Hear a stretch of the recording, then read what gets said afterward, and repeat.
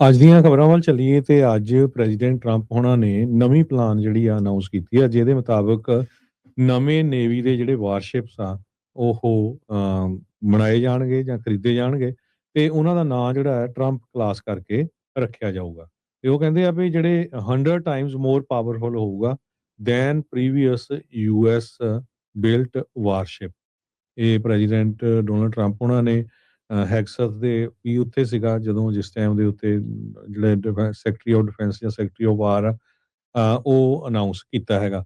ਕਹਿੰਦੇ ਵੀ ਅਸੀਂ ਕੰਸਟਰਕਸ਼ਨ 2 ਵਾਰਸ਼ਿਪ ਦੀ ਜਿਹੜੀ ਆ ਬੈਟਲਸ਼ਿਪ ਦੀ ਤੇ ਸ਼ੁਰੂ ਕਰਾਂਗੇ। 20 ਤੋਂ 25 ਨਵੇਂ ਬੈਟਲਸ਼ਿਪਸ ਜਿਹੜੇ ਆ ਉਹ ਬਣਾਏ ਜਾਣਗੇ।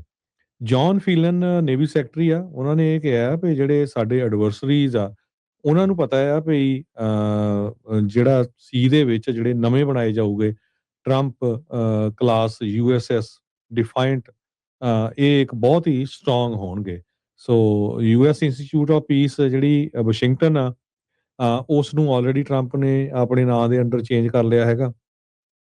ਤੇ ਟਰੰਪ ਕੈਨੇਡੀ ਸੈਂਟਰ ਤੇ ਉਸ ਤੋਂ ਬਿਨਾਂ ਹੁਣ ਜਿਹੜੇ ਵੈਸਲਸ ਬਣੇ ਜਾ ਜਾ ਰਹੇ ਆ, ਜਿਹੜੇ ਸਮੁੰਦਰੀ ਜਹਾਜ਼ ਹੋਊਗੇ ਜਿਹੜੇ ਲੜਾਈ ਵਾਲੇ ਆ, ਉਹਨਾਂ ਦਾ ਨਾਂ ਵੀ ਜਿਹੜਾ ਟਰੰਪ ਕਲਾਸ ਬੈਟਲਸ਼ਿਪ ਰੱਖਿਆ ਜਾਊਗਾ। ਜੀ, ਯੂਜੂਅਲੀ ਕਹਿੰਦੇ ਵੀ ਇਦਾਂ ਕੀਤਾ ਨਹੀਂ ਜਾਂਦਾ ਵੀ ਸਿਟਿੰਗ ਪ੍ਰੈਜ਼ੀਡੈਂਟ ਆਪਣੇ ਨਾਂ ਦੇ ਉੱਤੇ ਹੀ ਜਿਹੜੇ ਨੇਵੀ ਦੇ ਜਿਹੜੇ ਸ਼ਿਪਸ ਦੀ ਕਲਾਸ ਆ ਉਹ ਕਰੇ। ਜਿੱਦਾਂ ਭੈਣ ਮਾਇਆਵਤੀ ਆਪਣੇ ਜਿਉਂਦੇ ਜੀ ਆਪਣੇ ਬੁੱਤ ਤੇ ਉਹ ਸਾਰਾ ਕੁਝ ਜਿੱਦਾਂ ਉਹ ਕਰ ਰਹੀ ਸੀ, ਕਿਤੇ ਨਾ ਕਿਤੇ ਟਰੰਪ ਹੋਣਾ ਨੇ ਕੈਨੇਡੀ ਸੈਂਟਰ ਦੇ ਮੂਹਰੇ ਨਾਂ ਲਾਉਣਾ, ਉਹ ਸਾਰੀਆਂ ਚੀਜ਼ਾਂ ਜਿਹੜੀਆਂ ਕਰਨੀਆਂ, ਟਰੰਪ ਕਾਰਡ ਜਿਹੜਾ ਉਸ ਦਾ ਨਾਮ ਦੇਣਾ, ਹਰ ਇੱਕ ਚੀਜ਼ ਆਪਣੇ ਨਾਮ ਨੂੰ ਜਿਹੜਾ ਉਹ ਪੇਸ਼ ਕਰਨ ਦੀ ਇੱਕ ਦੌੜ ਉਹਨਾਂ ਦੇ ਅੰਦਰ ਜ਼ਰੂਰ ਲੱਗੀ ਜਿਹੜੀ ਉਹ ਹੋਈ ਹੈਗੀ ਆ। ਸੋ ਕਹਿੰਦੇ ਵੀ ਕਨਵੈਨਸ਼ਨ ਨੂੰ ਜ਼ਰੂਰ ਉਹਨਾਂ ਨੇ ਇਤਿਹਾਸਿਕ ਜਿਹੜੇ ਇਸ ਤਰੀਕੇ ਦੇ ਨਾਲ ਕੀਤਾ ਜਾਂਦਾ ਸੀ ਉਸ ਨੂੰ ਜ਼ਰੂਰ ਉਹਨਾਂ ਨੇ ਤੋੜਿਆ ਹੈਗਾ। ਸ਼ਿਪਸ ਦੀ ਜ਼ਰੂਰਤ ਆ, ਵਾਰਸ਼ਿਪਸ ਦੀ ਕਹਿੰਦੇ ਵੀ ਖਾਸੀ ਜ਼ਰੂਰਤ ਆ ਅਮਰੀਕਾ ਨੂੰ, ਖਾਸ ਕਰਕੇ ਉਸ ਟਾਈਮ ਦੇ ਉੱਤੇ ਜਦੋਂ ਚਾਈਨਾ ਵਾਲੇ ਲਗਾਤਾਰ ਆਪਣੀ ਜਿਹੜੀ ਨੇਵੀ ਫੋਰਸ ਆ, ਨੇਵਲ ਫੋਰਸ ਆ, ਉਸ ਨੂੰ ਬਹੁਤ ਜ਼ਿਆਦਾ ਮਜ਼ਬੂਤ ਸਟਰੋਂਗ ਕਰਦੇ ਜਿਹੜੇ ਉਹ ਆ ਰਹੇ ਆ।